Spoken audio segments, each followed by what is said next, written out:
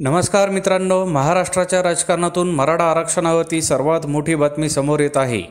मराठा आरक्षणामुळे आम्ही पडलो असं समजू नका, भुजबळांचा दावा। मनोज जरांगे म्हणतात थोडं थांबा, कळेल काय आहे सविस्तर बातमी जाणून घेण्यापूर्वी तुम्ही जर चॅनलवरती नवीन असेल तर चॅनलला सबस्क्राईब करून बेल आयकॉनचं बटन प्रेस करायला विसरू नका। मित्रांनो, लोकसभा निवडणुकीत राज्यात महायुतीला मोठा फटका बसला तर महाविकास आघाडीने मोठी मुसंडी मारली। मराठा आरक्षणाच्या मुद्द्यावरून महायुतीला राज्यात यश आले नाही अशी चर्चा रंगली आहे।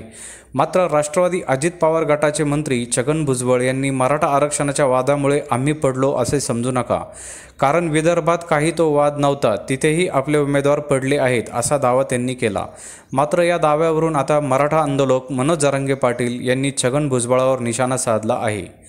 राष्ट्रवादी काँग्रेसच्या वर्धापन दिनानिमित्त भाषण करताना छगन भुजबळ यांनी म्हटले की आपण मराठा समाजाला 10% आरक्षण दिलेले आहे, हे आरक्षण टिकणारे आहे, पण असे असतानाही काही मागण्या जर होत असतील तर त्यांना समजून सांगितले पाहिजे।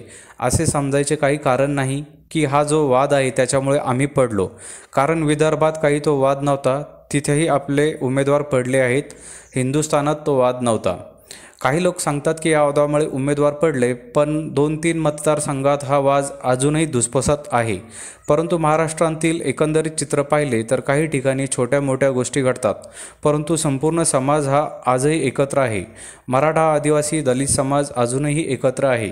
त्या सर्वांना आपण सोबत घेऊन जाऊयात।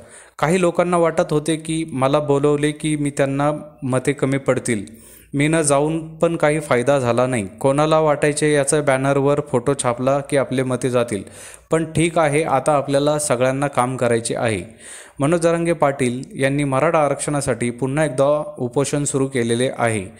त्यांचा आज उपोषणाचा 4था दिवस असून त्यांची प्रकृती आता खालावत आहे। मात्र त्यांनी उपचार घेण्यास नकार दिला असून आज त्यांनी पत्रकारांशी संवाद साधला। मनोज जरांगे मराठा समाजाला जे आरक्षण दिले आहे ते टिकणारे आहे, असे असतानाही काही मागण्या जर होत असतील तर त्यांना समजून सांगितले पाहिजे असे भुजबळांनी म्हटले। यावर जरांगे यांनी तू नको सांगू मला, माझं मला कळतं असं म्हटले आहे।